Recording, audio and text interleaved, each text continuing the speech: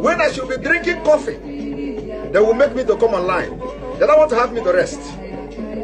But you know what? You know what? The spirit in me, the Biafra spirit in me, I said, when I told you, if Nnamdi Kanu is looking for 100 people, I promise that I have 50 in me. You have not seen anything. It is not by my power. It is not by my power. It is not by my power. But, you know, as my own oru, I am a royal rucha. You understand? Till Biafra come. But today you are going to receive sense. The crypto, Nigeria crypto.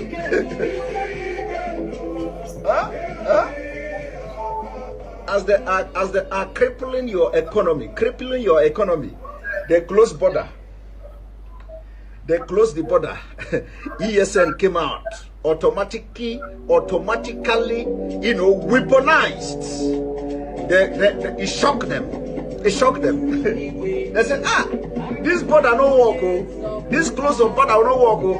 Now, how do we stop the funding now of this Sunday or Igbo? How do we stop the contribution? Let us stop the crypto. Because they were following Nigerians, southern Nigerians. Use crypto. We should open crypto. Use crypto. Don't use the Western Union. Don't use this. They say, so these people are doing crypto. Okay, let us slash them.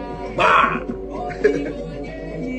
They are not considering the economic impact of crypto. No. They are not considering how much the crypto is bringing to Nigeria economy. Their agenda is not to make Nigeria progress. No. They have a better agenda. Now you get the point. Now you get the point. My only problem is that why is it that you must wait? Was Thomas born in Nigeria? Is Thomas a Nigerian? Is Thomas in the Bible in Nigeria? Are you a lineage of Thomas? Are you a lineage of Thomas? All of you have Thomas blood in your vein. How did you get Thomas blood in your vein? That it must happen to you first before you understand. We hear more. In Anokia, you hear more kind of woo.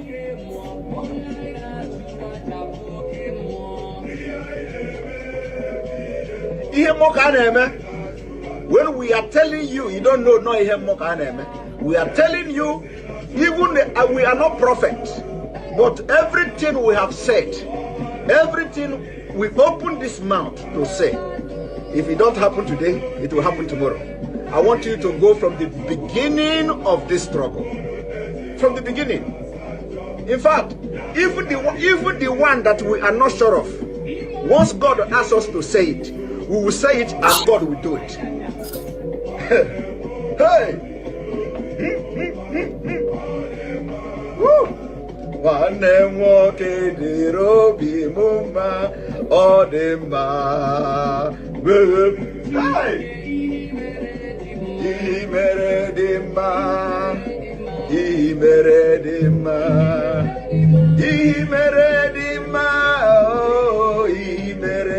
I said, did you see the prayer?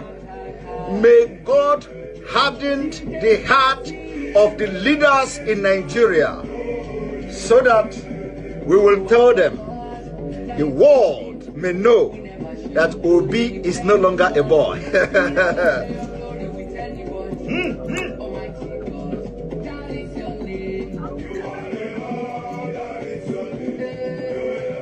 I remember when we used to read the history of the Greeks, the Greek gods. I don't know, you know, of course you don't read all those things in Africa. The history of the Greek gods.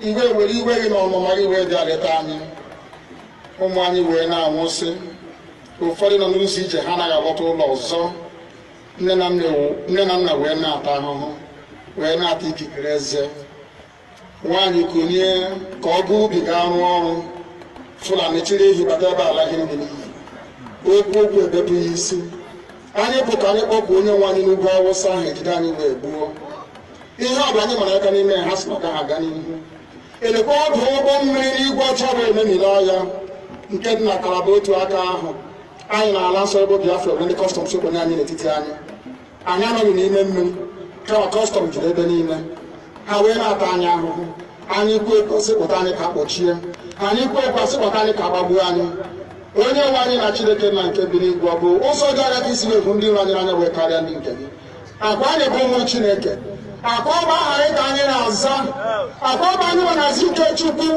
akwa ọba anyị nwe na-aza amara Chineke akwa ọba anyị nwe na-aza Chisom akwa ọba anyị nwe na-aza Chizọba nna nke dị nsọ onye ime eluigwe dịka otu onye iro dị na anyị bụ ụmụ gị bịa ka iwe zọpụta anyị bịa ka iwe napụta anyị n'aka ọjọọ ihe bịa ka iwe lụọrọ anyị ọgụ bịa ka iwe dịtụ ozu ọ bụ ọkọwa mgbe emilere Goliath Chineke nna nke igwe ruo ememiri Fero sikwa otu a mee ka Fero ka ọ guzo n'ihu ụmụ ndị anyị bi ka o wee taa akwụkwọ igiri ụtọ ọzọ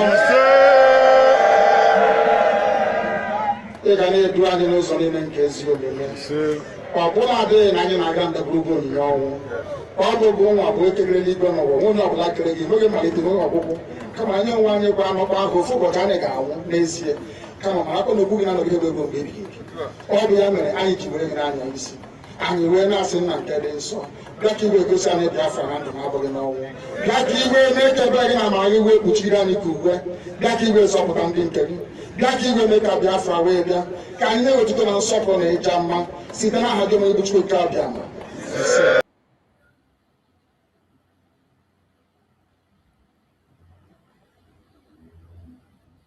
I want you people to understand that the liberation of Biafra has entered the highest stage in the history of Biafra. Not even during the war. I am telling you, it has entered the highest stage ever. And we are going to do everything humanly possible in this life to restore Biafra. Everything humanly possible will be done. And I want you people to understand that the Biafra liberation is step by step, segment by segment, plan by plan, executions by execution. We'll be executing those plans according to the template till the last one, and Biafra. Let us go talk about the objective of your struggle and how do you intend to achieve it in practical terms? In practical terms, it is civil disobedience. The same way that Reverend Dr. Martin Luther King Jr. accomplished civil rights in America, the same way that Mahatma Gandhi led India to independence out of British colonial rule. The same principles we are applying, and might I add, very successfully too. We will do everything possible to unravel and unshackle the zoo called Nigeria. Everything humanly possible. No stone will be left unturned. We will sacrifice everything sacrificable. Material, life, blood will throw into. And we will do everything humanly possible to see the Biafra. Welcome. Remember, we have agreed that in this platform, we will always give Mazi Simon Ekpa and Mazi Nnamdi Kanu a voice. And today's program is one of those programs where we give them a voice. It's one of those programs where we hear from them, get the message that is coming from them. And today we are going to listen to our Prime Minister Mazi Simon Ekpa Joko. He has left a lot of information, things he has said before that are happening today, the effort he has put, a reminder so that we don't forget him. So many of us are already forgetting our Prime Minister Mazi Simon Ekpa. So many are already forgetting Mazi Nnamdi Kanu and they moved on. We cannot move on. These are people that have sacrificed their career. They have sacrificed everything they have to make sure that our voice is being heard. And even as we speak, they are still sacrificing, serving jail time in different detention centers. We cannot allow them to be silenced. We cannot allow their voice to be taken away. We will continue to give them a voice anytime we have the opportunity. More especially at this point in time when the eyes of the international community is in Nigeria. We will continue to bring their voice. We will never allow the enemies to change the narrative, no matter where they come from, including the manipulation they are doing. The identity manipulation that is going on in Nigeria today must not be overlooked. I have to touch that identity manipulation so that we don't forget. We will still speak about that tomorrow morning. Identity manipulation. That is why you are hearing about the Igbo Muslim society. There is nothing like that. It is all a manipulation to manipulate the identity of the Igbo people and change the narrative, to play down on the atrocities of Nigeria, to water down the Christian genocide. That is why you are hearing those narratives like Fulani Christians and Igbo Muslim society. It is false, a lie from the pit of hell, and we must confront it. Every one of us must continue to confront that lie. It doesn't hold water. We know who we are. We know where we are coming from and we know where we're going. And we will not allow anybody to come and change this narrative. Wherever you are, do your own part. Look at your environment, look at your neighbors, look at people that are living around you, find out what they are doing. Those people that claim to be the so-called Igbo Muslim, wherever they are, fish them out, find out who they are, the families they come from, if they truly exist. We know that so many of them are doing that for economic reasons. We know that so many of them are getting involved in that for economic reasons. That we will never overlook. And we will continue to follow it up and make sure whether you are a Christian, a traditionalist, or a Jewish in Biafra land, in Igbo land to be precise, you must pay attention to your family. Make sure they uphold their identity. Make sure they hold strong their spirituality. The spirituality of the Igbo people is very, very different. We are all known how we revere Chukwu Okike Abiama. Chukwu Okike Abiama is the front of everything we do. We speak to Chukwu Okike Abiama in our own language, not in any foreign language, not in any Arabic language. We speak to Chukwu Okike Abiama in our own language. We pray in our own language. Nobody can come and force to us a different custom that is alien to us. Christianity was able to survive because Christianity, spirituality gives you the opportunity to choose how to communicate to your God by yourself. Forget about the fact that some people, out of ignorance, think that somebody can stand in gap for them and speak to God. In Igbo spirituality, every one of us is a king and we can speak to our God in our own way, in the language that he will understand. And that is what Christianity is all about. That is why they were able to survive in Biafra land. But any foreign religion they are bringing that will force you to speak another language, any God that will not hear other language except the language of the Arabs, it's not us. It's not going to work with us. That is not who we are. So that propaganda is dead on arrival. And we must continue to confront it, talk about it, and expose it at any given point in time. That is why I touched it before we go into the message of our Prime Minister, Mazi Simon Ekpa. Let's hear him, what he had to say. This evening, we are going to take the awareness for the freedom of Biafran people to the next level. Media awareness, we are taking it to the next level. I want you to understand that from today, the broadcast for the Biafra liberation and freedom have changed. And like I promised Biafra people yesterday, that we are going to step up our game since we are now in the international stage, this liberation.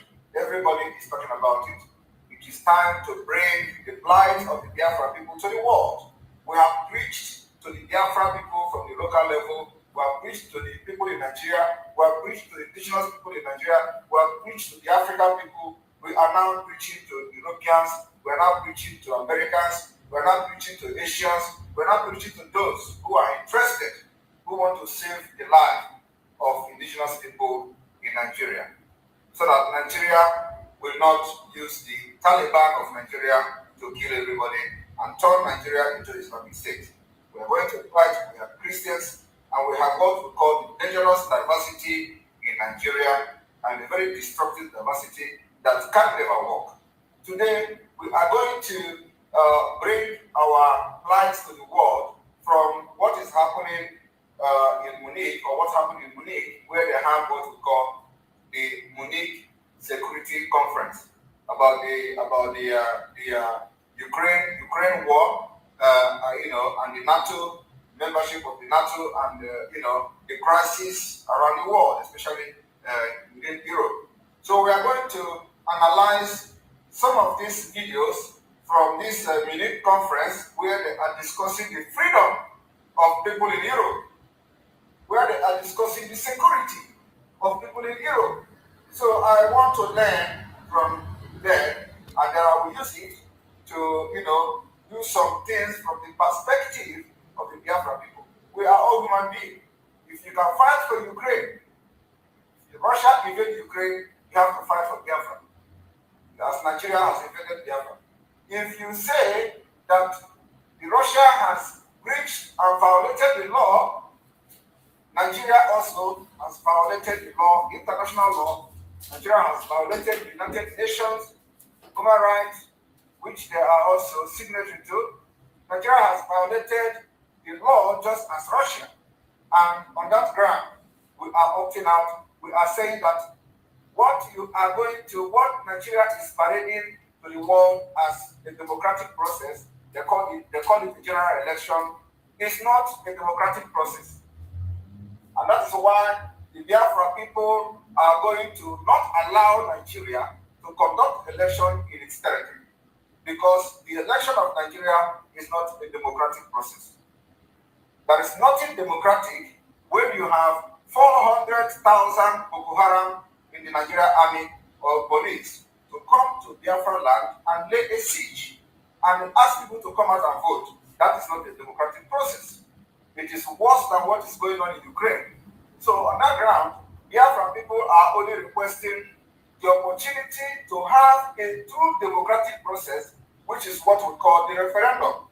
So by the time we succeed in stopping Nigeria from conducting this election in different countries, we are going to now begin to demand and have what we call the referendum that will give every person the right to participate and decide their future, whether they want to be part of a terrorist country or not, whether they want to be part of a country that have committed crime globally, whether they want to be part of a country that all they do is to breed criminals, and whether they want to be part of a country that everything innovation has been abolished, and they have adopted what we call the Sunni, which is that they abolish everything innovation. We are innovative, and we don't want to be part of a country where they are abolishing innovation and they are adopting what we call Sunni. So this particular diversity is very dangerous and very destructive, that it must end this year. If it did not end this year, we may find ourselves in the position or the situation like the Afghanistan people, and at the end of the day, the Taliban will take over.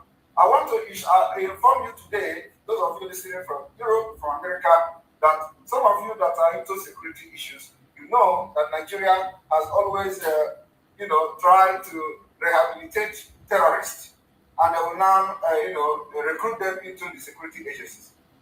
When you come to Africa with African mentality and the ideology of terrorists, you cannot recruit terrorists and rehabilitate them within 6 months, and you say you are now recruiting them into Nigeria security apparatus. And you allow us, you expect us to keep quiet and want to, live our life in a country like that? No. We want to stop Afghanistan template that is being played in Nigeria. In Afghanistan, it took them 20 years. America pumped money for good over 20 years. At the end of the day, they defeated everybody and they took over Afghanistan. We cannot just watch and look at Afghanistan repeating in Nigeria. Why you put our life in danger in the name of politics? Why you put our life in danger in the name of democracy? There is no democracy in Nigeria. We are fighting for the true democracy, and that is why we will not allow this fraudulent election to hold in Biafra land. If you support this election, you are fighting against democracy. If you support this election, you are fighting against justice. If you support this election, you are fighting against fairness. In Nigeria, after you go into the poll to vote, the court of the Fulani will give a decision and decide who will become the chairman, or who will become the governor, or who will become even the president.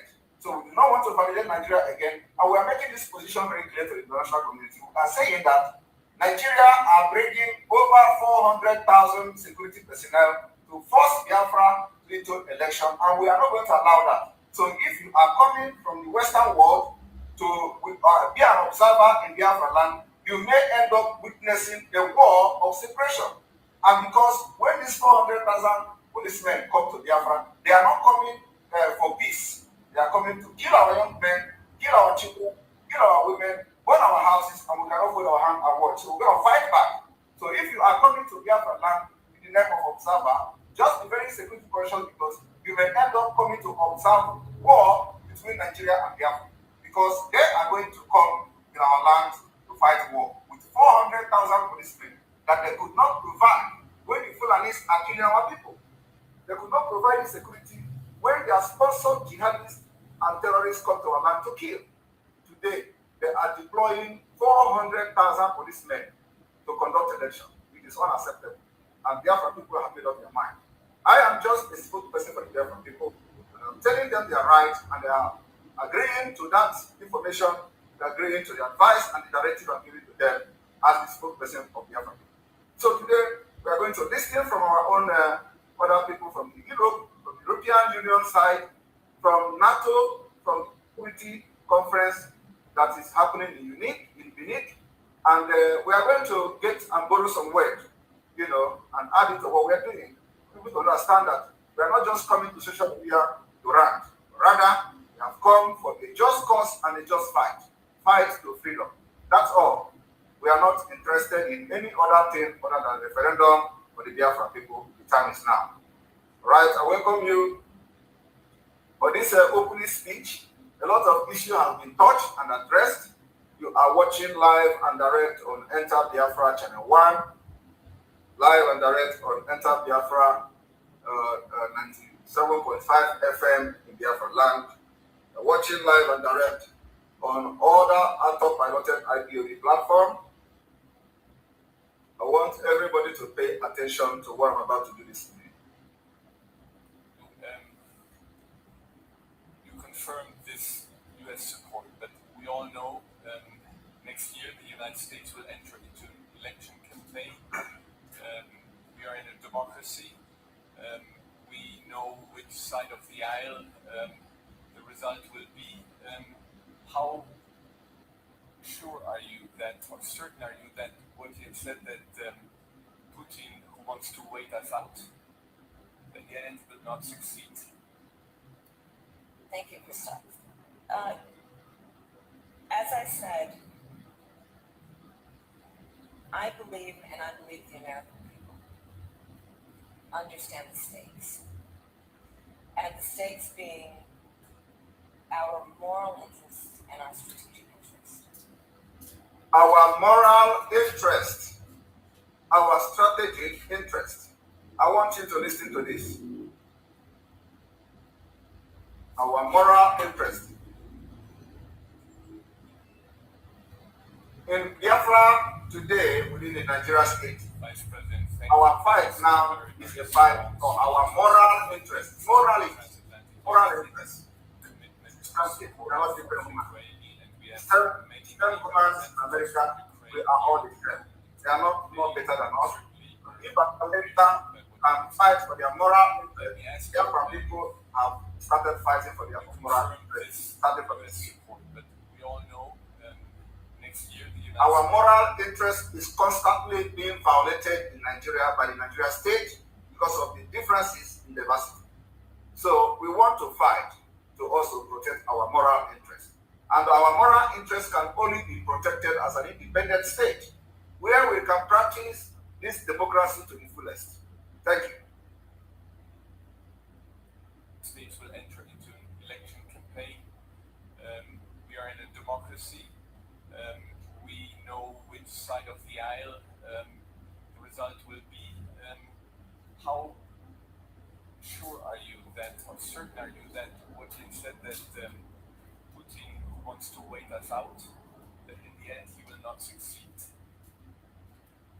Thank you, Christoph. As I said, I believe, and I believe the American people understand the stakes. And the stakes being our moral interest and our strategic interest. Our moral interest and our strategic interest. Like I said before, I want to borrow something from them. I want to lend this their, what they are saying, because this is now the highest level, of international politics. So what we do now is to protect our moral interest. Our moral interest has been violated, has been rubbished in Nigeria. Nigeria do not have any moral, they don't protect any moral interest of any ethnic group in Nigeria. They do not protect any moral interest of any ethnic nationality in Nigeria. And the time has come that we begin to adopt the West style of civilization. So we are also demanding that our interest, our moral interest, will be protected. And the only place it can be protected is in Biafra nation, where we have, where our diversity is completely dissolved, and we can progress and build our nation as people with the same cultural value, with the same moral value system, with everything the same. We have no same moral value system with the northern Nigeria. We do not have anything in common. In fact, it is 1,000 poles apart, clashing of interest. So when you are trying to protect your moral value in Nigeria, where a northerner is a jihadist, where the whole system has been colonized, it does not work. They look for you to kill. Now I am preaching that our people need to have freedom, and they are placing $100,000 bounty on my head. As you can see, they have increased the money from $50,000 to $100,000 because I am asking for freedom. The moral value system can never be protected in Nigeria. And the picture here explains it. Nigeria retirees and European retirees. This cannot be accepted anymore. We want to give our retirees a good life and a better standard of living. We cannot continue to allow retirees to live like animals, like you see them sitting on the street, while in Europe, retirees are well treated and have people taking care of them. We want a Biafra where this moral value that has been bastardized, as you can see in the picture, will be respected and protected. Thank you, and let us continue. I will tell you, I travel around the United States, and I have seen the Ukrainian flag fly in places most of you have probably never heard of in the United States. Biafra flag will be next. Ukrainian flag is flying most places where everybody did not, where most of people didn't know they exist. And I just pray that we did not go to the point where the Biafra flag have to fly everywhere in America before our freedom will be given to us. Storefronts. Because it can be avoided by just requesting for referendum and everybody will vote. And after that, everybody will go to the house and answer his father's name. In front of homes, people proudly wearing, Americans proudly wearing the colors of Ukraine. The American people are aware of the images of Busha. The American people take great pride in a fight for independence. American people take great pride in a fight for independence. I want you to understand that it is not only America that takes great pride in the fight for independence. Biafra people are just as human beings as American people, and we have decided to emulate you by taking pride in the fight for independence. And this is not the independence of another country. We are not taking pride in fighting for independence of another country. Rather, we are taking pride now in the fight of our own independence, of our own life, of our own future. And we are appealing to you, if this comes to your table, because it is going to come, by the time Biafra succeed in stopping this particular fraud called election, it will come to your table. When it comes to your table, please remember that we want to emulate you by taking pride in fighting for freedom that is not for another people but for ourselves and for our future. Please, this is a plea and appeal I am making to America and to the world, that America should not be the only country that will fight and get pride in fighting for freedom. We are not fighting for another country freedom. We are not taking pride in that. We don't have the capacity to do that yet. But at least we are taking pride, the Biafra people, in standing very tall against Nigeria to fight for our own freedom. That's what we are starting from this year. And so this coming week may not be very funny to the world. That being part of the foundation of our nation and our principles and values. I think about where the United States is going on this issue based on the track record of where we've been. This is exactly the track record of where America has been. I am not here to talk against America, but we can see the track record in Afghanistan. We have seen the track record, okay? We've seen the track record in Libya. We've seen the track record in Iraq. We've seen the track record in Syria, okay? That is not to say that whatever they did that time was wrong, but it's a track record we are talking about, right? And we have been killed in millions. America supported it at some point. In the 60s, during the Biafra War, we were killed. America, the world watched how they starved us to death. And Biafra people, children, died in their millions. And that war has not ended. It still continues. The starvation has not ended. It still continues. So this particular broadcast today is going to be very short, so that the world will understand that we have a problem, and this problem needs to be solved. We do not need to go into war to solve it. There is possibility that your action and not overlooking Africa will solve this problem without combat. But the point I'm trying to make today as a representative of Biafra people is that Biafra is also ready to go the round for the second time. If that is what it takes. Those people that are making comments on social media, they are just minority. They have access to the internet and they can make noise on social media. Those people following P2B and co, they just have access to the internet. They are ignorant of their own problem. And the majority of America did not agree for America to go to Afghanistan. There are opposition parties that did not accept American invasion in Iraq. There are opposition political parties that did not accept America going to invade Syria. There are opposition political parties and Americans, millions, that did not agree with Obama when Obama invaded Libya. It is normal. So the question here is that the majority of Biafran people want to leave Nigeria. So P2B, as a single person who does not have anything to offer, cannot be a distraction to whether our moral interests should be protected outside Nigeria or not. To know whether our future should be protected outside Nigeria or not. I want to say this thing, and I'm expecting that one day this whole thing will escalate. If you people do not want to intervene and solve it now, that it has not escalated.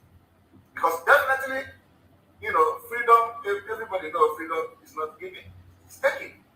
Just like the Ukrainians are taking their own by force against Russia, we are going to take our own also against Nigeria. And we are doing that already. It is important that this particular coming week, that Nigeria is planning to murder our people by deploying 400,000 policemen. These policemen are security agencies. Some of them are ex-Boko Haram members that they have recruited, rehabilitated according to them, and recruited into the system. And they are not coming to Biafra land to, follow the rule of engagement or follow the rule of law. They are coming to kill. They are coming to cause chaos. They are coming to cause crisis. And the ignorant people will say, oh, you are the one causing it because you are agitating and fighting for your freedom. Is that the justification to come and start killing innocent people because Simon Ekpa is breaching the freedom of Biafra? Do you justify that? I want everybody to know that this message today must be caught and edited and shared and let it go to the world. We are going to broadcast it. Share it to all media that you know, so they understand that we are not shaking. We are going to stand on our ground of no election, only referendum will be allowed in Biafra land. And next week, Biafra people are going to speak. We are going to speak in a very strong voice that will shock the world. You only have to look at where we were a year ago and where we are today in terms of the contributions and resources that America has put into everything from ammunition to artillery to air defense. Sometimes these ammunitions and defense goes into the wrong hand. I'm not talking about Ukraine, but I'm talking from the history. We have the same value system with America. Why are you not giving us arms to defend ourselves against terrorists and jihadist government? Why do you have to give arms to people that do not have the same faith with you? I'm not talking about Ukraine. And don't get me wrong. I'm talking about the past and previous investment of America in Arab countries. Why do you go to support Afghanistan Taliban? Why do you go to give arms to them? You don't have the same faith. You don't have the same cultural value system.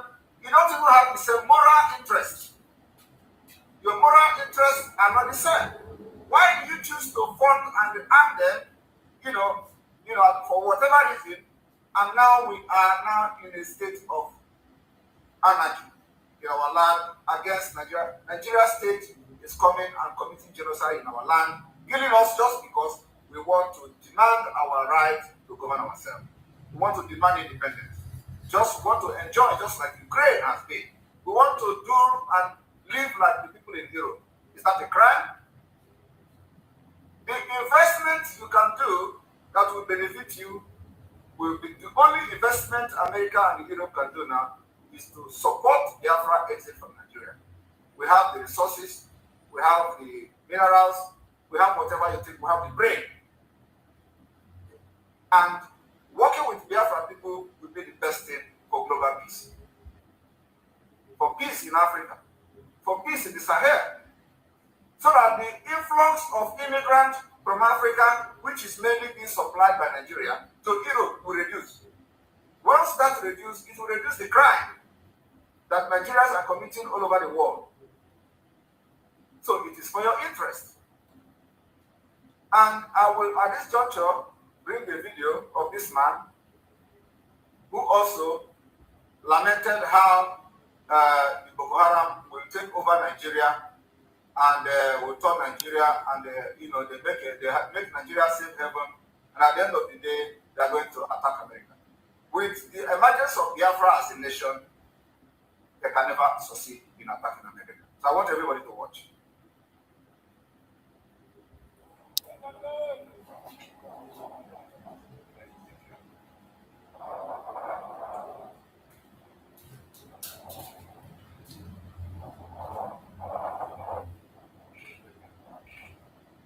They're willing to cooperate because of that, because they know each other, because there's some tribal ties and engagements that allow them to work together, whereas in other parts of the world they have different objectives and a little bit different view. And so that tends to bring Islamic State and Al-Qaeda into conflict. Here, they're able to overcome that, and that's what, and work for a common purpose in their mind.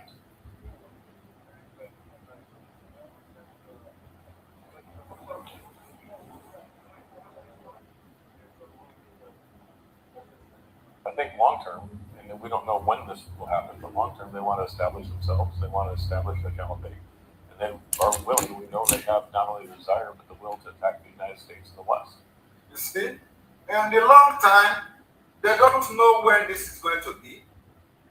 They don't know when this is going to be, but in the long time, they know that they're going to attack the United States and the West. I didn't say it. It's coming from a general who has been in the Sahel region. So let us listen to him again. I think long term, and we don't know when this will happen, Long time. they want to establish themselves, they want to establish the caliphate, and they are willing, we know they have not only the desire, but the will to attack the United States in the West. When they establish the caliphate, once they have found Nigeria a safe haven, establish a caliphate, they are going to attack America and the West. That's what we are fighting for. You see? So when you disintegrate Nigeria, you have disintegrated this threat that is a futuristic threat that is posing to against America and the West. So I want everybody to understand that when we are fighting for our freedom, we are fighting for the safety of Europe and the safety of America. Because once they succeed in taking Nigeria, just like they take Afghanistan, that's the end. You are all going to be in hell, waiting for any day that the caliphate from Nigeria will come to Europe and attack you. They are going to be sponsoring terrorists into Europe, and it is going to happen, but we are going to stop them this year. Ladies and gentlemen, please take your seats now so we can prepare the room for the next session. Vote for your Ukraine policy. I think, should I start, my dear? Yeah. I think it is important that we're very clear about what this Russian war is. It is about Putin's imperialistic plans. And this is something where all of us, and mainly the Global South and the rhetoric, it is completely unacceptable. And countries on the other side have a long-standing experience. First, you send the negotiators in, then you send, they see that the experts are being sent in, and then it's the mercenaries that are being sent in.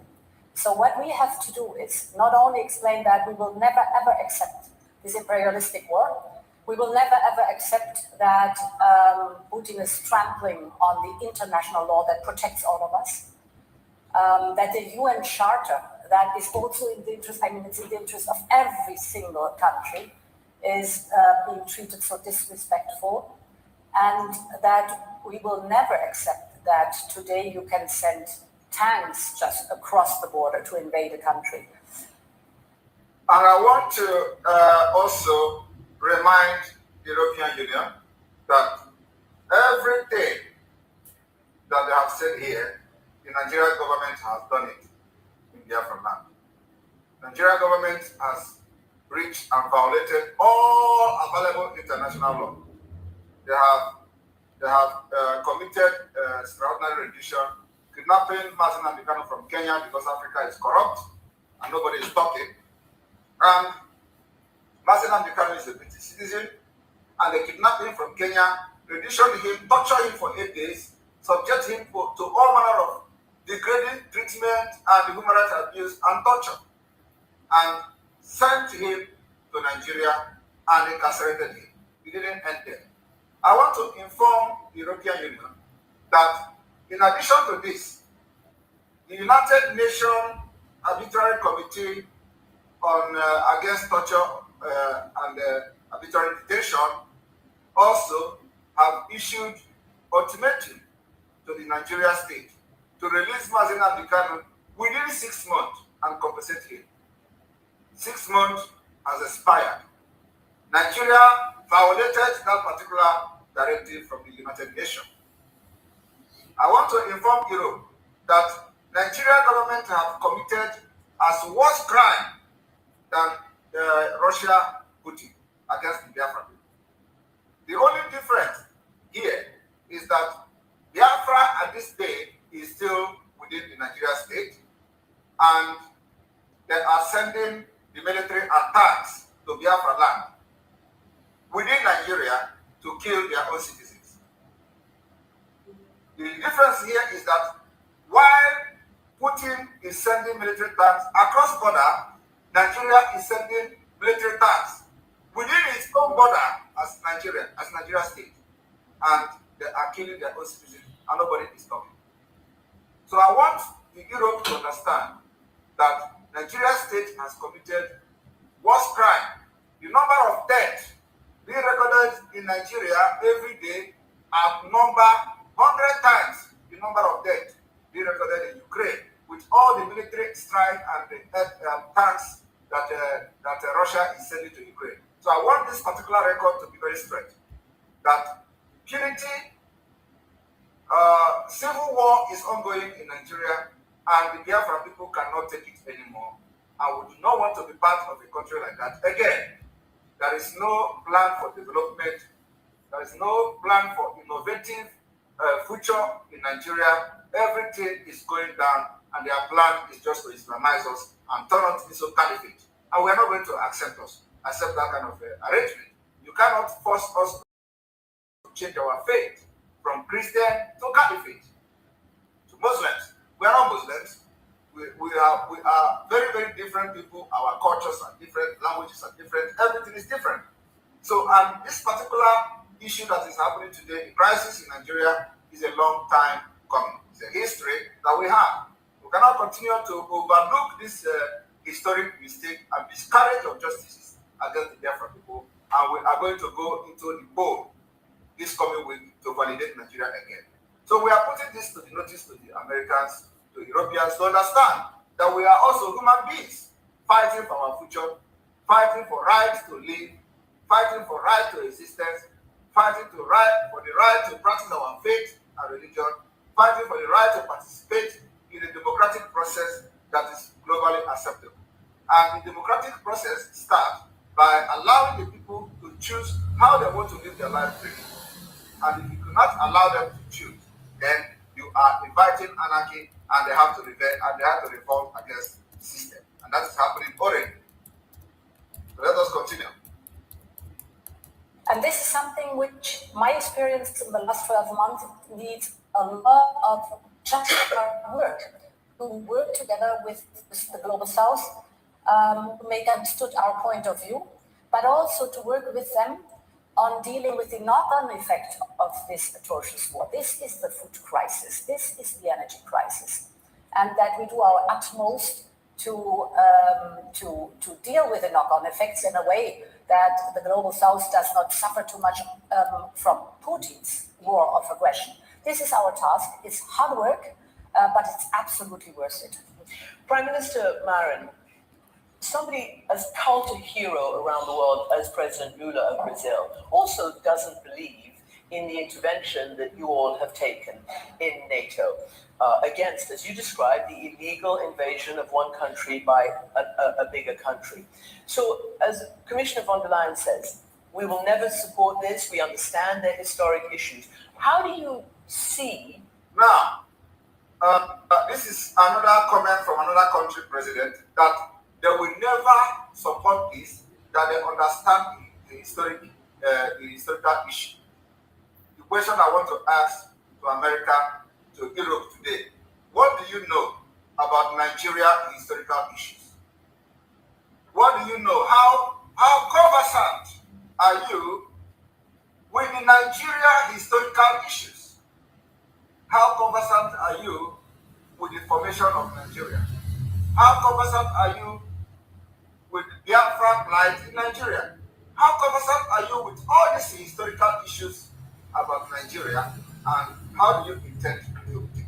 Because it is all about now the historical, that they know historical issues. So I hope that you are all aware of the historical issues when it comes to Nigeria, because from next week, it is going to be an escalation. And that escalation will definitely call your attention that you start talking about it. So I hope that when this time comes, you are going to know the historical issues of Nigeria, because the discussion will be coming from that particular perspective, the historical issue in Nigeria. Very, very important. Right, let us continue. Trying to convince others of the justness of your cause. The war in Ukraine, it's not only an issue for Europe, it's the issue for the whole world. And that's because there's war of values going on. Authoritarian... Exactly the same thing, my Prime Minister. What we are fighting for has become a fight for value. Everything has to do with value system. Now, do you have the same value system with the caliphate? The answer is no. Do you have the same value system with the jihadists? The answer is no. The only people that you have the same value system with are the Igbos, are the Biafrans, are the Efik, are all the other ethnic groups that comprise the Biafran people. These are the people that you have the same value system with. You do not have value system with people against with the nomadic terrorists. You do not have the same value system with these jihadists. You do not have the same value system with the Taliban of Nigeria. So you have the same value system with us. And it is the same clash of interests that they have subjugated us into this slavery by mistake because of the British interest. Britain left the European Union and they voted, and a lot of people in Britain voted against leaving the European Union. Something is happening in Biafra today. Some people, if you ask the question, are you sitting at home? No, I'm not sitting at home because I want Biafra. They are forcing me. But you want Biafra? Yes. The same thing is happening in Europe. Something has happened to the United Kingdom. Something will continue to happen, and it is normal in democracy. Some people will agree, some people will not agree. But at the end of the day, the majority carries the vote. During the time the United Kingdom was exiting the European Union, a lot of people in the United Kingdom objected it. Even till today, some people are still objecting that it was not the right decision. Yet they exited. We are asking to have the same right of existence. That you respect our rights and our value. Why I'm making this broadcast today is that it's going to go down in history. In the next coming week, it will be unbelievable.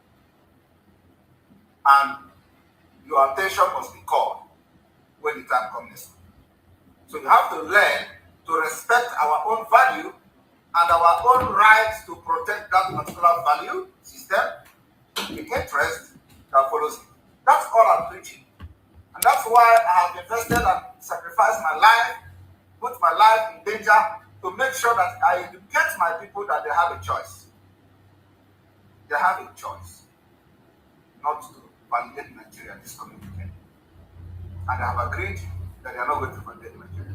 So if Nigeria is bringing security agents to kill us like they do in the past, we have already arms which we have been using to defend ourselves. We are going to defend the land of Africa. And it will not end well. Countries are raising their heads. They are raising their heads against the international rule-based order. And this is a problem for everyone. When Russia attacked Ukraine, it violated all the rules, all the agreements it has itself been committed to before. Exactly the same thing. When Nigeria went to Kenya to kidnap a British citizen who happened to come from Biafra land, they violated every international agreement. When Nigeria refused to obey United Nations Arbitrary Committee, they violated the international law. The violation of the law is a violation of the law. Law is law. Violation of international treaty, violation of international instrument, violation of international agreement is a violation of international agreement. Cross-border crime. A cross-border crime is a cross-border crime. Nigeria have committed that crime. Nigeria have disobeyed the United Nations. They have no regard to international agreement.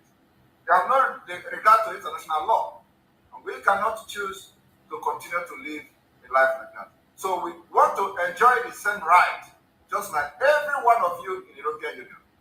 And this is a problem for everyone, because then we will only see decades of this kind of behavior ahead of us if Ukraine doesn't win the war, and if we don't stand behind our values and the international rule-based order. So I think that is it.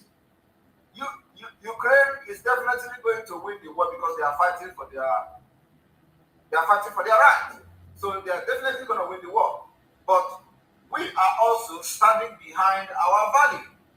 Our Prime Minister, a very, very brilliant lady, she is speaking the mind, just like, every in an average thing. They pour out their heart when they talk. So she's speaking it the way it is. We stand struggling, behind our value system. And that's what is driving and propelling Simon Ekpa to do what he is doing today.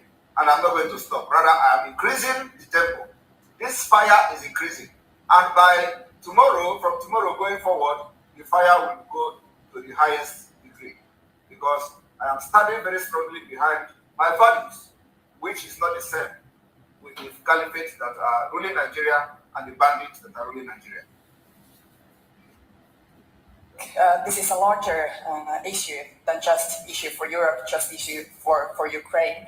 And we have to do utmost to make sure that Ukraine will win and that we will preserve this system of rules that we have created together. And there was a reason why this was created.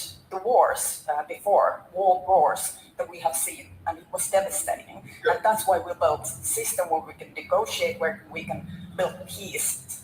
Exactly. The reason all these things were, put in place, NATO, United Nations, is because of the devastated war that we have fought. So the world came together to look for a way to negotiate for peace. Today, there is still that opportunity to negotiate for peace in Nigeria. And the only thing that will bring this peace in Nigeria is this particular disintegration, to disintegrate our differences.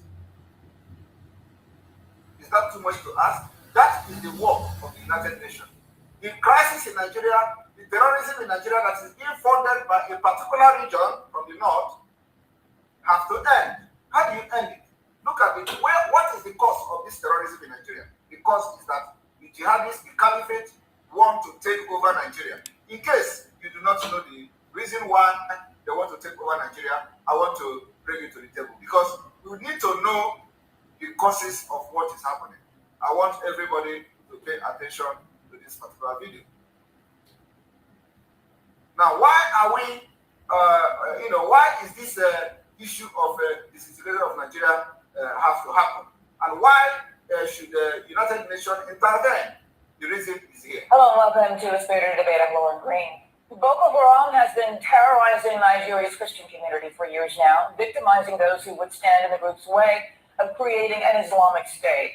Christian Solidarity International is on the ground in Nigeria, working with victims to give them support they need.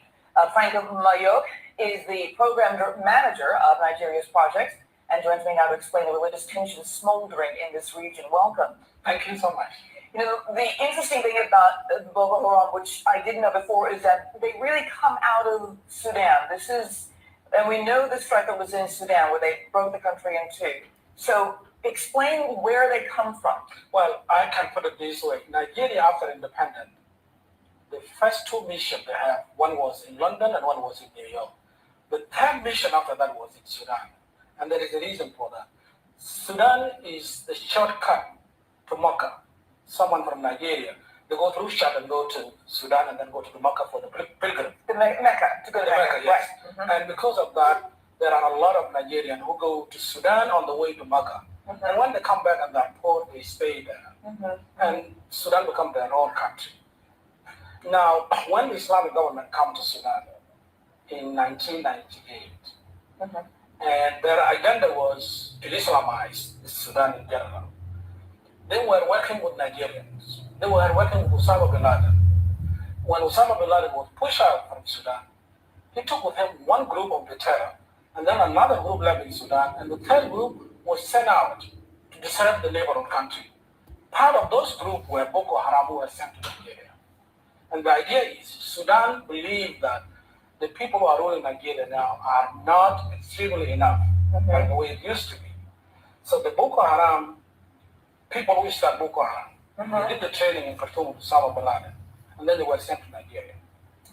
I hope you are listening. And one of the person who is the founder of this Boko Haram now is running to become the vice president of Tinubu.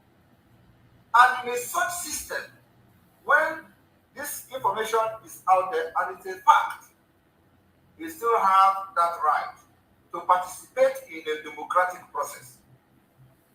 So how do you justify, that you want us to go into a poll, into a democratic process where a founder of a terrorist group is running to become the vice president?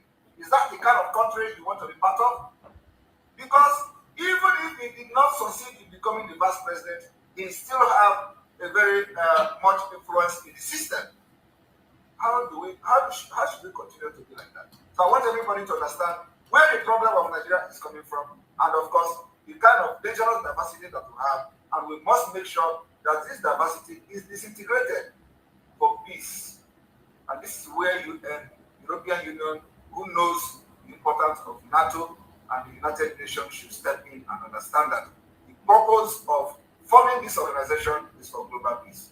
And for global peace, and for peace to come to Nigeria and Sahel and West Africa, Nigeria needs to. So people should be given the opportunity to vote and participate in the true democratic process called the referendum. So there's all Al-Qaeda ties. It's all Al-Qaeda. Boko Haram is the Taliban of Nigeria. Boko Haram is the Taliban of Nigeria.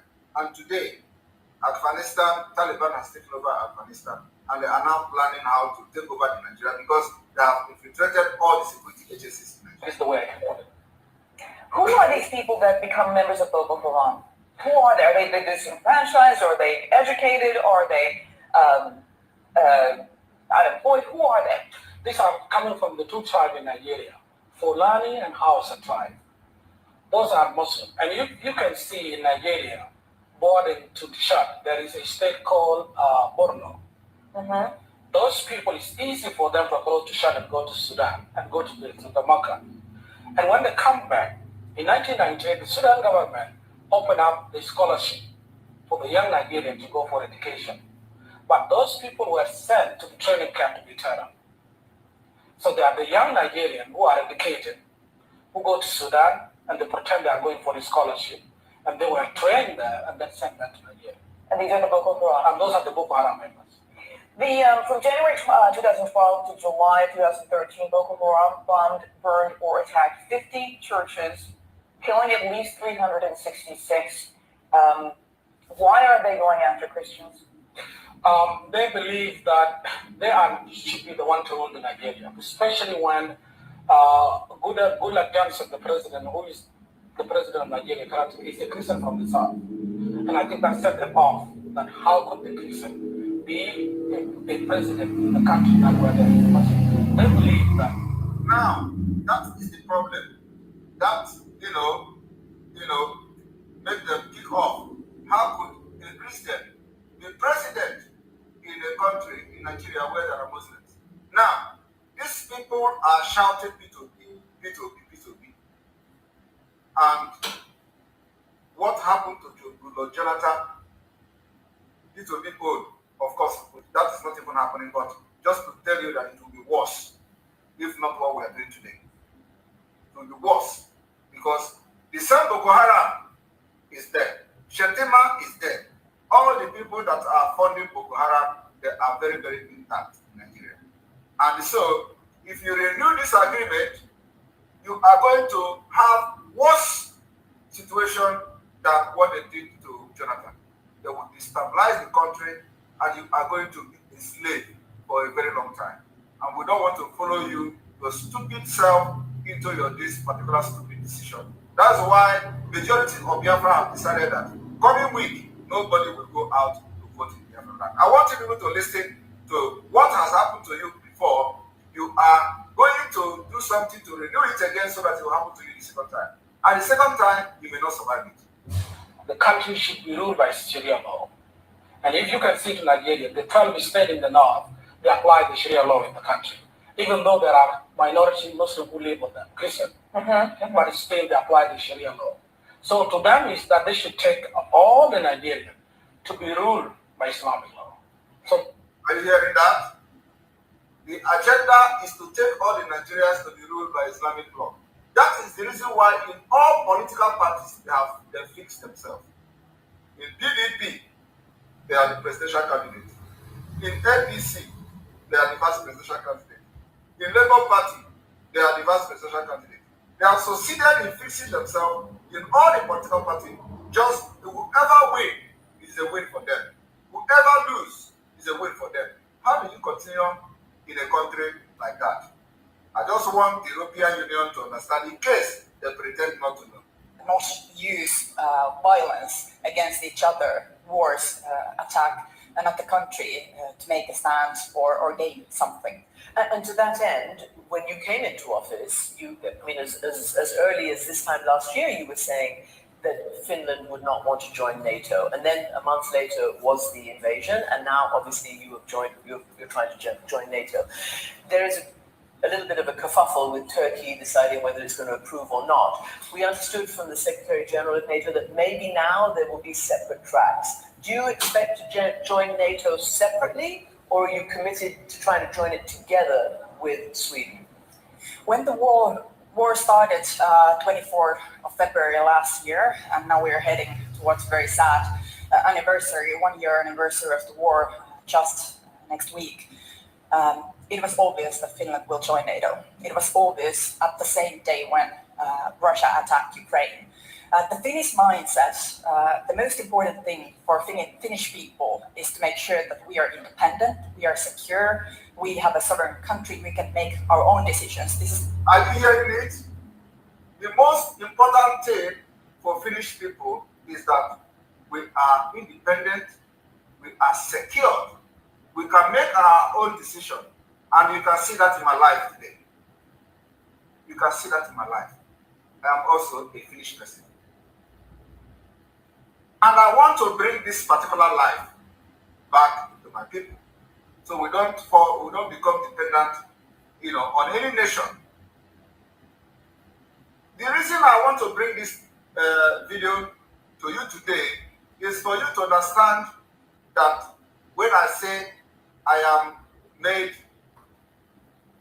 in Biafra, nurtured in Finland, and also trained in Finland, is that I did not just live in this country like a Nigerian, because I can't be proud to live even when I have not joined Biafra.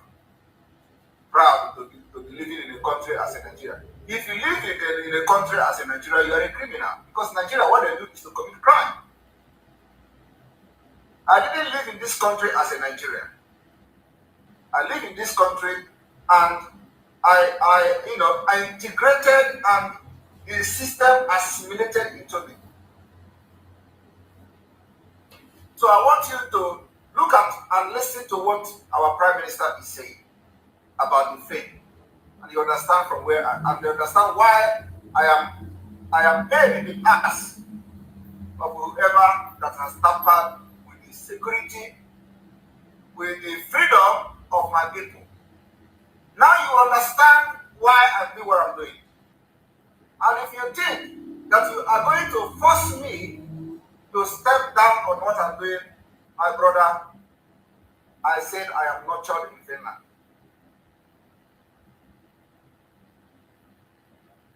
And I want to play it again for you to understand. That's what we call the value system. The value system. whether it's going to approve or not. We understood from the Secretary General of NATO that maybe now there will be separate tracks. Do you expect to join NATO separately, or are you committed to trying to join it together with Sweden? When the war started, 24th of February last year, and now we're heading towards very sad anniversary, 1 year anniversary of the war, just next week. It was obvious that Finland will join NATO. It was obvious at the same day when Russia attacked Ukraine.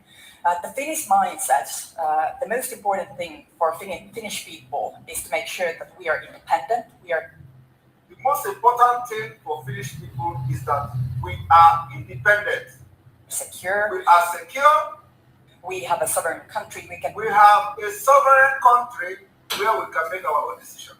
We make our own decisions. This is number one issue for Finnish people. Do you understand that? And this particular Finnish people way of thinking have entered me. And I want to use it to save my own people. And when Russia, our neighbor, attacked another neighbor, Ukraine, it was obvious that Finland will join NATO, because that's the line, that's the only line that Russia wouldn't cross. So are you hearing that? I want to take this back again, because you need to know that we are not taking this. Finland will join NATO. It was obvious at the same day when Russia attacked Ukraine. That means that the most important thing for Finnish people is to make sure that we are independent, we are secure, we have a sovereign country, we can make our own decisions. This is number one issue for Finnish people.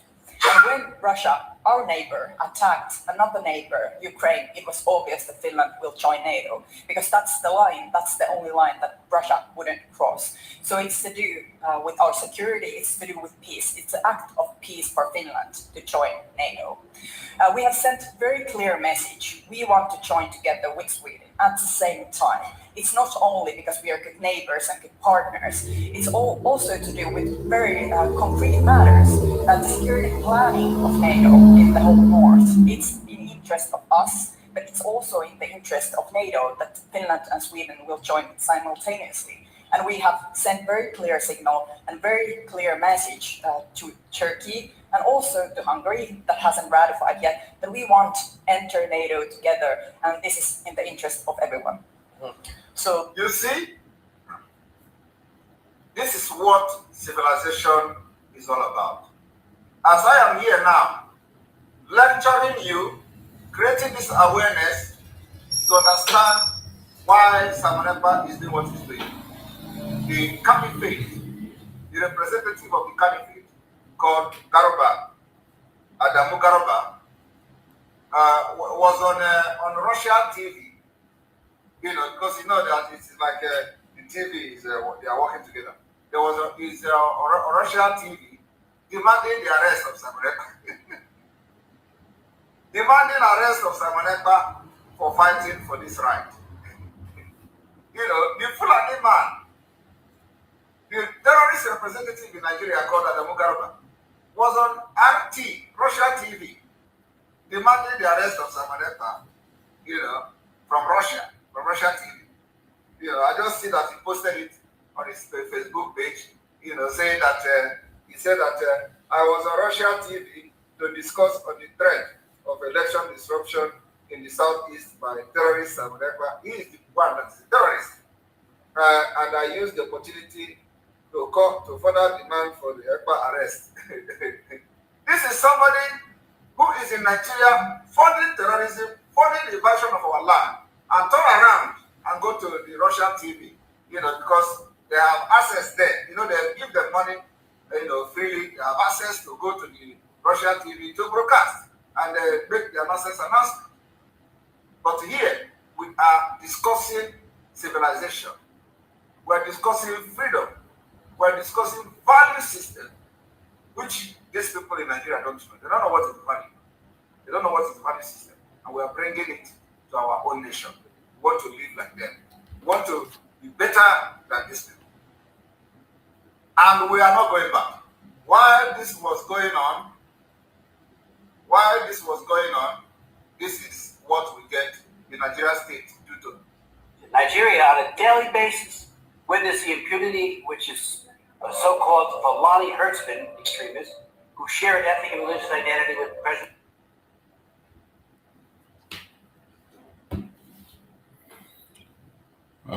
We can't be able to show that part because of some of the views there for viewer discretion. We can't be able to share that. That's why I have to forward it and then we move on. My people, those who are hell-bent and their only interest is to make money and how to loot the money and enrich themselves. And they don't care about the atrocities that the Nigerian state is committing against our people. They don't care anything. They don't care about them. The only thing they care is to conduct election so that they can have appointments, so that they can become ministers, so that they can be intimidating the people with their military and convoy, so that they will begin to order military invasion of villages. This is what they do. And yet, they are working freely in Biafra land. They understand the wickedness of the people. But you see, when the revolution comes, it is going to wipe away all these evil people in our land. And the revolution is coming. It is going to start. And you see that the revolution is already there. I want you all to listen and let us continue. Well, no change then, even if some country no wants to change. hold up. Of course, we cannot influence and affect how some country would ratify. It's their decision. But our message is that we are willing to join and we prefer and want to join together. You see, it is the same thing when you notice that you are under threat. You try to prevent it. Okay? Our own is that we are already in the threat. We have found ourselves in the web of this threat. And we want to exit. And the only way to exit from this particular tube that is coming is by referendum or by forceful exit through declaration. And therefore people are ready to do that. So I want you to understand that our fight is genuine and we are not going to back down. In addition to all the things I've said today, remember that the European Union have said that Russia have violated all the laws, and I want to also draw similarity to the Nigerian state, how Nigerian state have violated their own laws and also their own promise made immediately after the Biafra Nigeria genocidal war. And I want you to listen to how this war and how this promise were violated against the Biafra people. The tragic chapter of violence is just ended. We are at the dawn of national reconciliation. Once again, we have an opportunity to build a new nation. But we have Kanu, who is the commander of 3 Marine Commando, who have been able to capture a number of senior secessionist officers, and he has brought them to Lagos to see us in order to let us have the acceptance of the spirit of one Nigeria. And I would like, therefore, to take this opportunity to say that I, Major General Philip Ethium, officer administering the government of the Republic of Biafra, now wish to make the following declaration: that the Republic of Biafra hereby ceases to exist. Your Excellency. Let's see again. My pleasure. How are you? Very well. Let's see again. Thank you. Patrick Amadi. How are you? Excellency. Let's see again. Let's see again. It's an experience. Understood. Now, I want you to understand that he said that I have started the process of reconciliation. That never happened. Nigeria betrayed that particular, violated that particular promise. The tragic chapter of violence is just ended. We are at the dawn of national reconciliation. They are at the dawn of national reconciliation. National reconciliation never happened till today. They have killed us in millions. And we are now saying that we cannot continue to watch you kill us again, and we must not validate you again this year. Over 60 years, you said you are on the national reconciliation, yet you deploy military into our land to bomb us and kill us. And we are saying we will not validate you again. We are ready to fight once and for all, and we'll fight again and again. Because this time around, there is social media. And social media is making a huge difference. Because the social media, without the social media, Finland will not be talking what they are talking today. Without the social media, Europe will not be hearing what they are hearing today. In the 60s, when you were killing us, nobody knew what was going on. You made a blockade, connived with the British government to starve Biafran people to death.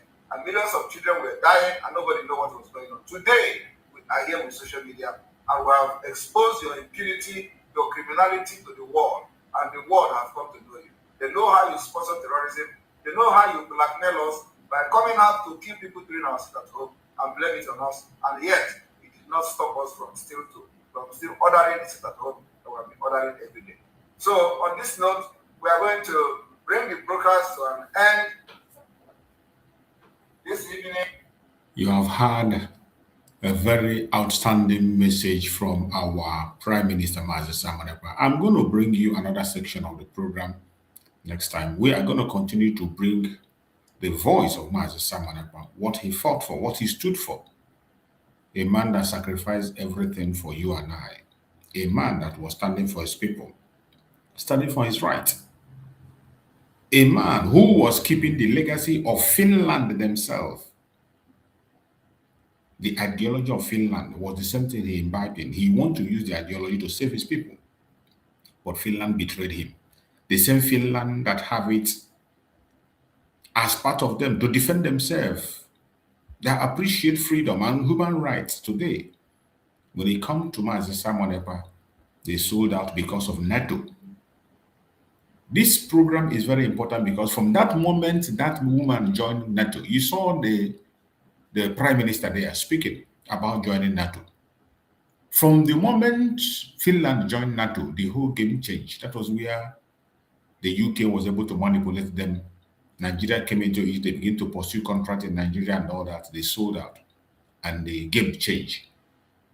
That very video you saw Mazi Simon Ekpa play was the game changer. This very video was the game changer. You saw Mazi Simon Ekpa in this broadcast, he was holding Finnish flag. You can see him. He was holding Finnish flag in this program. Finnish flag was in his pocket throughout the whole program. This was a very strong program, one of the last programs he made to prepare us for the D-Day. And you saw the video he played where the Prime Minister of Finland was speaking. That lady was talking about joining NATO in order to defend themselves, in order to speak for themselves and be who that they take their decisions. It was after that that the whole game changed. Now they turn against Mazi Simon Ekpa for doing the same thing the Finland country did to protect themselves. The same process Finland went to defend themselves. That was what Mazi Simon Ekpa borrowed from them. Mazi Simon Ekpa borrowed the idea from them and do the same thing Finland was doing, which he played on this very video. You saw him play. That woman was talking about later. Exactly. If you have time, watch this video over and over again, where the Prime Minister of Finland was speaking. That lady was speaking on the morals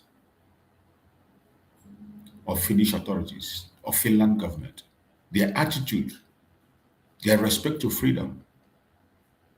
They can do anything to protect themselves, speak for themselves, and be who they are, to protect their sovereignty, their identity, and able to make their decisions. The same thing Mazi Simon Ekpa borrowed from them as a Finnish citizen to do the same, to save his own people. And they manipulated them through NATO. And it was a different story. We will not forget. We will continue to remind them. We will continue to touch these topics. We will continue to bring it and push it to them. And we will never forget. We will never forget. It was a very big blow. Now, before we round up, let us listen to Mazi Nnamdi Kanu message. Hear what Mazi Nnamdi Kanu has to say on this very short interview also. And we respect that. What people, most commentators don't appreciate about Africa, and which most Africans are a bit slightly uncomfortable with, is that somebody coming from Europe and without regard for your culture, your traditions, your way of life, saying, you are now in one country and your name is Nigeria. Right. There is something unnatural about it. Yes. I said to the British government, if you had come, conquered my people, which is a natural human process, that is it's a very natural. Right. If you had come, conquered our people, made us English, I can live with that. Yeah. But to come and hand over a children of God over to something completely alien, this same culture that we have in the north, which is an Islamic culture. You've seen it there. Nnamdi Kanu was there talking about what the British did, the way they handed us over to the caliphate. That if they had come to conquer us, which is a natural thing, take over and run the place, it's a different thing. But for them to take us and hand us over to some people out there, that is unacceptable. That is one thing we cannot accept. And no sensible human being will accept that. That we are conquered is not the right thing, that they capture us is not the right thing, but to take us and hand over to some aliens, that is one thing that is unacceptable to us as Biafrans. And it doesn't matter what anybody says about that. It doesn't matter how anybody sees it. That is up to us as Biafran people. We cannot accept to be slave to anybody. We are kings and princes. And we cannot accept any second class of any kind, of any sort, of any type. It doesn't matter under which umbrella they hide to push those falsehoods. It is unacceptable. Very, very unacceptable. So wherever you are, at this very challenging and tempting time, we must continue to stand tall and stand strong. Let us hear from our eternal leader, Dim Odumegwu interview, as we are rounding up too. You hesitate about using the term, but actually the Biafran problem was nothing except the genocidal. There was no distinction. The mere fact that you were an Easterner in those days labeled you fit only for one thing: death, and death at the hands of the Nigerian authorities.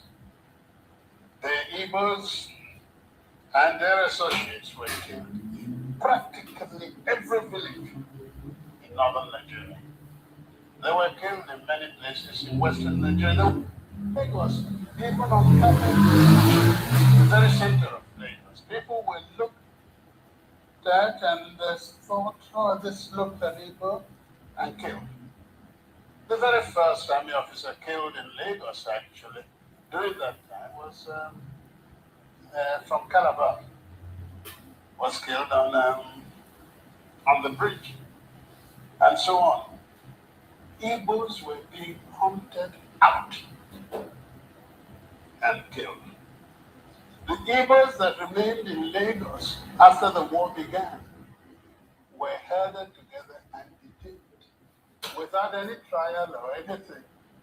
No question of any legal rights. Till today, property of Igbos are still sequestered in various areas of Nigeria, and they have not been released, not all of them, to the Igbos, the original owners. But we're quite certain. In fact, the only reason it is not called or not accepted as genocidal is because of the Cold War. At that time, anything ethnic-based was almost like an insult to humanity.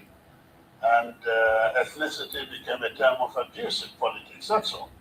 If it were today, certainly, what happened in Nigeria is much, much worse than what you have seen of Rwanda, not to talk about Eastern Europe.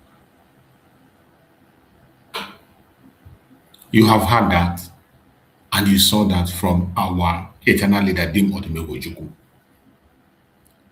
The attack against the Biafrans was genocidal. It was a direct genocidal attack against the Biafran people, the Igbos more especially, and so many other people from the southeastern part of Nigeria. Not just the Igbos, other tribes also were affected. Quite a lot of those were killed during the July program. And I myself, I'm not an Igbo man, but I was to be killed also, and I just managed to escape. And the few of us escaped from very many. Those that were killed came from what was then eastern Nigeria. For instance, Major Rock is not an Igbo man, but he was killed. He was killed in Kanu. Major Kanu was killed in Lagos, and he's not an Igbo man. And several others like that. I'm trying to say that the people, the officers killed, came not just from one tribe, but from the eastern Nigeria as it then was. It was lucky for this. That was a testimony from General Effiong. The person you just heard his voice is General Effiong, telling you the atrocities of Nigeria. That it was not just focused on the Igbos alone. He himself was to be murdered, he was to be killed, but he's not an Igbo person. And he made mention of so many names of people who were murdered simply because they are from the old southeastern region. The only thing that you need to be identified with and you are gone is to be from the southeastern region, not just the Igbos.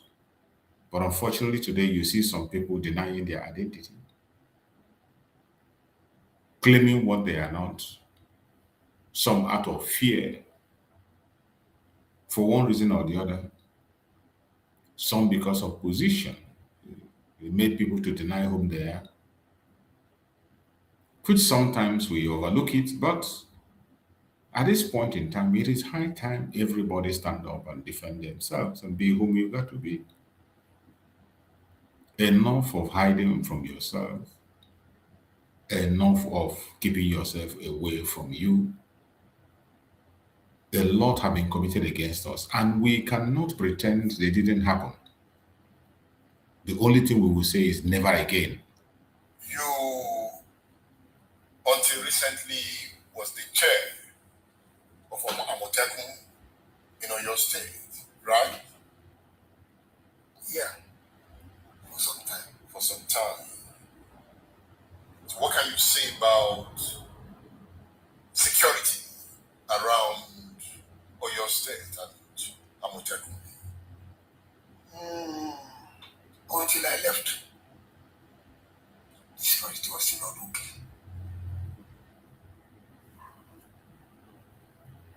There is the influx of this food and harassment. And I was shouting.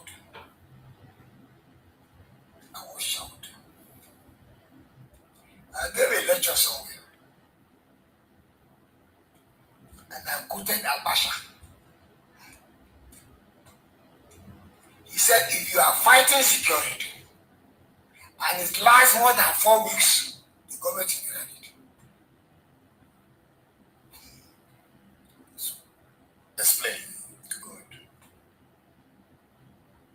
The federal government was behind the influx of Fulani harassment to the southern part. When you say Fulani heads, did you hear that? The federal government were directly in charge of flooding the southern part of Nigeria with the Fulanis. I am not making the accusation. This is a Yoruba man, the chief leader of the Amotekun, confessing that the people that brought the ginger weed to the southern part of Nigeria to take over the country was the federal government. Look at it. You know, when we say it, they think it's you. Look at it. These are the reasons why Nigeria will never be secured, will never be better. It will get worse every day. It will get worse. Even in this present of Tinubu, they are now completely in charge. This is the leader of a multiple confessing. Men with cow. They call them Fulani husband. Some of them don't even have cows. You see? But they were coming fully armed. Fully armed. AK-47. Did you hear that? The Buhari government was involved. Wait. That time, nobody was complaining. That time, the government announced that everybody should submit their weapons to the police. Now, people are complaining that time. I'm saying this thing. There was a meeting in Kanu. They said they are Funam. Funam National Movement. In their community that time, it's about 5-6 years ago, that Allah has given them the land of Nigeria. Oh, did you hear that? And that they have told all Fulani in West Africa, Submission and Central Africa to start coming to Nigeria. To come and take over what Allah has given them as inheritance. That's the land of Nigeria. And that when they are coming, they should come fully armed. That's the only language Nigerians understand. Violence. It is in their communication. Did you hear that? All that time, people were shouting. Yahweh didn't say a word. But when people challenge him once, why are these people carrying it? He said they are using it to protect their cows. Was it true? Of course not. Very, very false. Now, Buhari, I know he has a very close relationship with the Bishop of Canterbury. Now, when he went to UK, during one of his period of treatment, he told Bishop of Canterbury that it is not Fulani husbands that are killing people. There's some group trained by Gaddafi, who the Gaddafi has armed. They are the one that infiltrated the Fulani husband. They are the one doing the killing. What did you discover? I was discovering somebody one day who was saying, I said, come, you are very close to Buhari. Who are making? The general is a soldier for Nigeria. Ask him that in the military, when foreigners enter your territory, what do you do? Carry arms. What is it you are told in the mission? They are described to us as invaders. And what did the military say we should do with them? We are to hunt them down like rabbits and eliminate them. I said, go and meet Buhari and ask him. Did he hunt them down? Who are the people doing the kidnapping? Who are the people? They like refer to them as bandits. Who are the people carrying out the banditry? Are they in our forests around here? The entire Yoruba land is occupied by them. As we are talking now? As I'm talking to you. General Togun? Yes. So when you were in Amoteco, did you try to tackle them? I did everything I can. But I didn't have cooperation. Cooperation from who? From Oyo State Governor? Government, yes. Oyo State Government? Yes. How? Imagine. Please give us a hint. What is it that you wanted? What do you want to hear? They didn't cooperate. No gun from Otebu. I wanted NCOs, non-commissioned officers, to be recruited, to be put as coordinators in the very local government. I couldn't achieve that. Why? What was the reason? They were not available to be recruited or what? They are available. Now, I don't want to talk more about this. I said they are supposed to be zonal commanders. And I wanted retired combatant officers of the rank of captain or major to be zonal commanders of Amateku in various zones. You did achieve that. I did achieve it. I don't want to tell much in that area. But are we under threat in the Southwest? We are still there.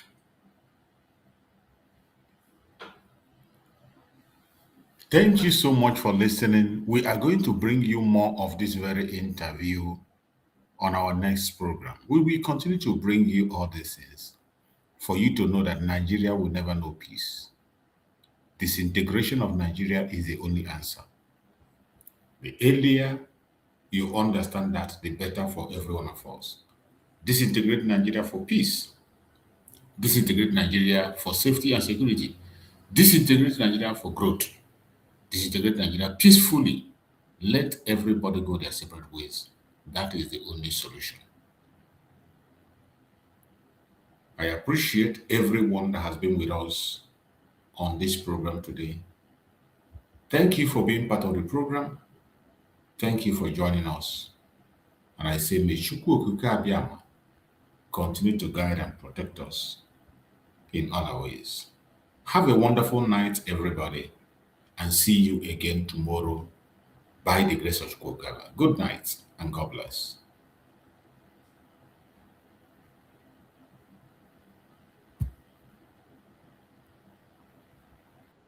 Again, every time Nigeria is ringing bell. If I look on news, it is bell. If I look social media, it is problem. Eh? When I should be drinking coffee, they will make me to come online. They don't want to have me to rest. But you know what? You know what? The spirit in me, the Biafra spirit in me, I said, when I told you, if Nnamdi Kanu is looking for 100 people, I promise that I have 50 in me. You have not seen anything. It is not by my power. It is not by my power. It is not by my power. But, you know, as my own oru, I am a you understand? Till Biafra come. But today you are going to receive sense. The crypto, Nigeria crypto.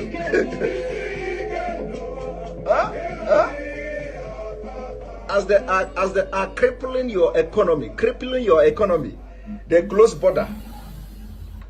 They closed the border. ESN came out automatically, you know, weaponized. It shocked them. It shocked them. They said, this border no work. Oh. This close of border no work. Oh. Now, how do we stop the funding now of this Sunday or Igbo? How do we stop the contribution?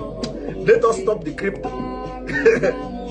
Because they were following Nigerians, southern Nigerians. Use crypto. We should open crypto. Use crypto. Don't use the Western Union. Don't use this. They say, so these people are doing crypto. Okay, let us slash them. Bah! They are not considering the economic impact of crypto. No. They are not considering how much the crypto is bringing to Nigeria economy. Their agenda is not to make Nigeria progress. No. They have a better agenda. Now you get the point. Now you get the point.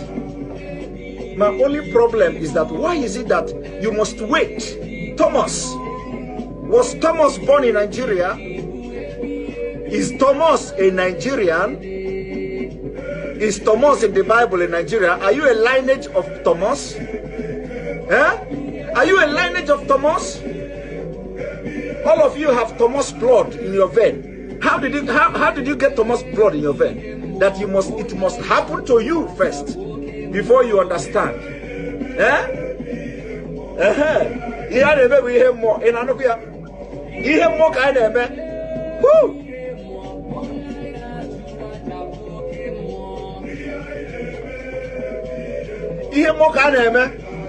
When we are telling you, you don't know, we are telling you, even we are not prophets, but everything we have said, everything we open this mouth to say, if it don't happen today, it will happen tomorrow. I want you to go from the beginning of this struggle, from the beginning. In fact, even the one that we are not sure of, once God asks us to say it, we will say it and God will do it. Hey! Woo!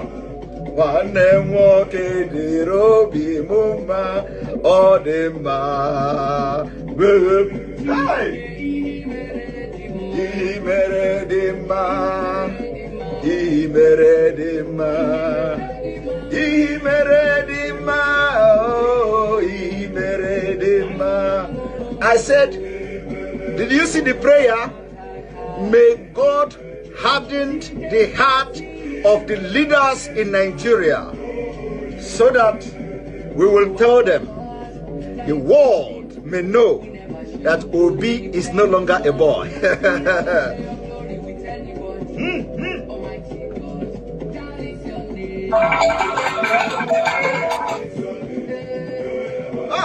I remember when we used to read the history of the Greeks, the Greek gods.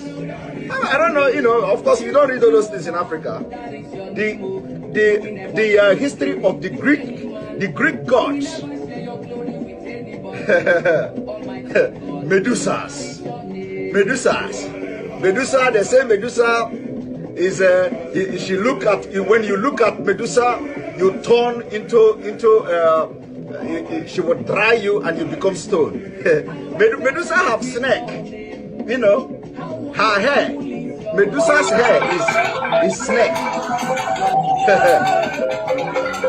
Because of the power in Medusa went very.